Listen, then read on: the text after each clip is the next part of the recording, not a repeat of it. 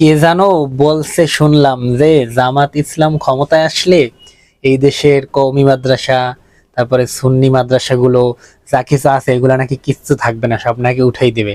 আরে ভাই, সামান্য জ্ঞান যদি কোনো মানুষের মাথায় থাকে সে এই কথা বলতে পারে না। কারণ আপনি দেখেন, একটা 99% মানে 95% মুসলমানের দেশে কখনোই কি এটা সম্ভব? সে যদি একজন ইহুদি আহ, রাষ্ট্রপ্রধানও এই দেশে হয়, সেও কিন্তু চাইলেই এই দেশ থেকে মাদ্রাসা উঠাই দিতে পারবে না, হাজারো চেষ্টা করলেও পারবে না। সেখানে একটা ইসলামী দল সে আইসে কিভাবে কওমি মাদ্রাসা বন্ধ করবে, কিভাবে সুন্নি মাদ্রাসা বন্ধ করবে? এটা আসলে বোকাদের কথা, ঠিক আছে? যাদের মাথার ভিতরে জ্ঞান নেই, জ্ঞান থাকলেও তারা আসলে সেটা কাজে লাগায় না, বিভিন্ন মোহ মায়ায় আটকে গেছে, তাদের মুখ থেকে এইসব কথা বের হয়। তাছাড়া এইসব কথা বলা সম্ভব না। আপনি দেখেন এদেশে হাজার হাজার লাখ লাখ কওমি মাদ্রাসা, সেটা জামাত ইসলাম এসে উঠাই দেবে? মানে এটা কোনো মানুষ কি মানুষের দ্বারা বলা সম্ভব?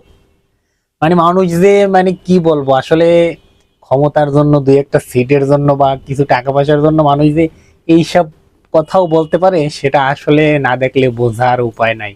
মানে বুঝতাম না আমি। দেখেন, জামাত ইসলাম ক্ষমতায় আসলে কখনোই তারা মাদ্রাসা, কওমি মাদ্রাসা উঠাবে না। আমার বিশ্বাস 100% যে জামাত ইসলাম ক্ষমতায় আসলে আপনাদের এই কওমি মাদ্রাসা, এটা তো আমাদেরও নাকি, সবারই তো। জামাত ইসলাম কি এদেরকে কি ঘৃণা করে নাকি? বিভিন্ন বিষয় নিয়ে আমাদের ভিতরে হয়তো একটু মতানৈক্য আছে, কিন্তু তার মানে এই না যে এই কওমি মাদ্রাসাগুলো উঠাই দেবে। আমার বিশ্বাস যে জামাত ইসলাম ক্ষমতায় আসলে কওমি মাদ্রাসা আরো উন্নত হবে।